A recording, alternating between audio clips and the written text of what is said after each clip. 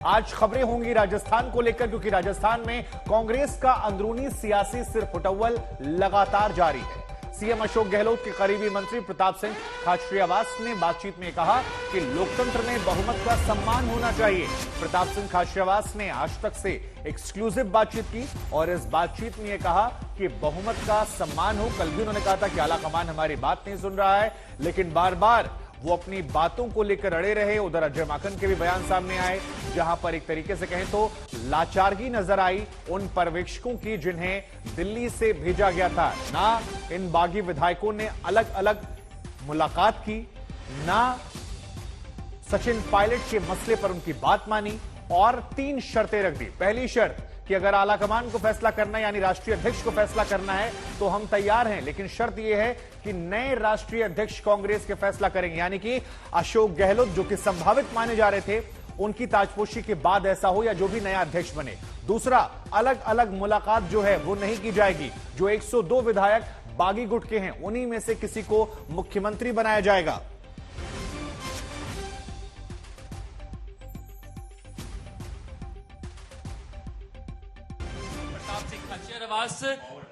Sir, माकन साहब आज निकले और उन्होंने कहा कि एक तरह से अनुशासनहीनता है। जब हमने विधायक दल की बैठक बुलाई थी तो वहां पर आकर अपनी बात कहते वो। एक बात आप मानकर चलना, ये बात आपकी सही है कि अनुशासनहीनता की बात जो माकन साहब ने कही वो हमारे प्रभारी हैं, बड़े भाई हैं, हमारे नेता हैं, वो कह सकते हैं।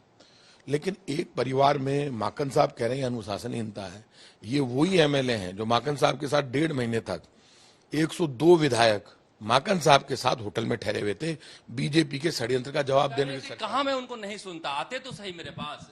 तो कब मना कर रहे हैं? माकन साहब यदि नहीं तो माकन साहब खुद चले जाते। माकन साहब भी तो हमारे बड़े भाई हैं, नेता हैं, प्रभारी हैं। और जब वो गए तो हम उनसे मिलके आए ना।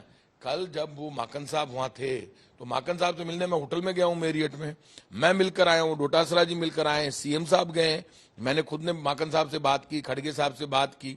जब मैं तनोट माता जी से सीएम साहब गहलोत साहब के साथ मैं डोटासरा जी उतरते ही सबसे पहले मैं मैरियट होटल गया हूं, माकन साहब से मिला हूं। माकन साहब ने मुझे कहा, मुझे ये पता नहीं था कि एमएलए धारीवाल जी के यहाँ इकट्ठे हो गए, क्योंकि मैं खुद तनोट माता जी को उतरा। मेरी बात सुनिए आप, तो मुझे पता नहीं, लेकिन जब मुझे पता चला धारीवाल जी के यहाँ एमएलए इकट्ठे हो गए, तो धारीवाल जी के यहाँ इकट्ठे क्यों नहीं होंगे?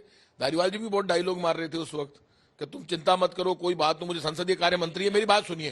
फिर वो इकट्ठे हो गए एमएलए। जब वहां इकट्ठे हो गए, मैं धारीवाल जी को लेने गया, धारीवाल जी से मैंने बात कराई, डोटासरा जी की और माकन साहब की। धारीवाल जी ने कहा साहब मुझे नहीं आने दे रहे, और इनकी जो बात है वो सुनकर फिर हम आपसे मिलने आते हैं। एमएलए की बात सुनकर हम मिलने गए सीएम साहब के यहाँ, डोटा उनसे, खड़गे साहब से और माकन साहब से। अधिकतर आज नवरात्रा है, अधिकतर एमएलए निकल गए थे वापस। फिर डोटासरा जी हम एमएलए को लेने आए, उनका था हमारी ये डिमांड है। डिमांड का मतलब ये थोड़ा कि हार्ड एंड फास्ट रूल है, पार्टी आलाकमान का सम्मान भी करेंगे, जरूरत होगी तो आलाकमान के आदेश पर हम ही लड़ने जाते हैं दिल्ली, देश की सड़कों पर हम लड़ेंगे, खून बहाएंगे अपना। तो ये बात अजय माकन से मिलकर आप लोग विधायक नहीं कर सकते थे? वो कौन विधायक जो आपकी बात मान नहीं रहे? एक बात बताओ, सारा विधायक आप मुझे मेरी बात मान लेंगे? सारे विधायक कौन कौन थे? कमाल करते हो आप। हमारी तो रमीला खड़िया से बात हुई, बीडी कल्ला जी के यहाँ थे, जोगिंदर रवाना से बातचीत हुई। बोला कि हमें तो पता ही नहीं था, अचानक हम पहुंचे, वहां पर माहौल ऐसा था और कुछ पता ही नहीं चल पाया, हम तो कांग्रेस आलाकमान के साथ हैं, तो बड़ी कंफ्यूजन हो गया है। बोला कि नहीं इस्तीफे जैसी कोई बात नहीं है, आप लोग कह रहे थे हमने इस्तीफा दे दिया, बहुत कंफ्यूजन हो गया है सुबह से। ऐसा है कि जब आज तक का चैनल जाता है ना सामने, तो एकाएक नेता यूं हो जाता है। जब शरद जी बोलते हैं ना तो लगता है अभी गया इस्तीफा। ऐसा है, इस्तीफे दिए गए और इच्छा हो शरद जी चल के दिखा दूं सीपी साहब के यहाँ पे, लेकिन वो सीपी साहब को इस्तीफा बीजेपी का विधायक देगा तो भी वो मंजूर नहीं करते। सीपी साहब का भाषण सुनना पड़ता है पहले, तो वो 10 तो बचीड़ देते हैं उठा उठा के, क्या इस्तीफा दे दिया है, क्या फालतू की लगा रखी है, क्या है ये, क्या तरीकावार, ऐसे वैसे सब सुनना ही पड़ता है, उनकी स्टाइल है अपनी। ये परिवार का मामला है। सोनिया गांधी जी, राहुल गांधी जी को कोई चैलेंज कर सकता है कि हमारी पार्टी के मुखिया हैं? सोनिया गांधी जी का फैसला छोड़ने के लिए सुनिए आप, सोनिया गांधी जी का सेक्रीफाइस देश जानता है, देश भूला नहीं है। केंद्रा जी के 24 303 की गोलियां हम कौन होते हैं? भूला नहीं। सुनिए आप, राजीव गांधी जी को बम से उड़ा दिया, उनका बलिदान, उनकी शहादत, महात्मा गांधी की, बेअंत सिंह जी की, इंदिरा जी की, राजीव जी की भूला नहीं। उनके गांधी परिवार के नाम पर जान देने को तैयार हैं हम लोग।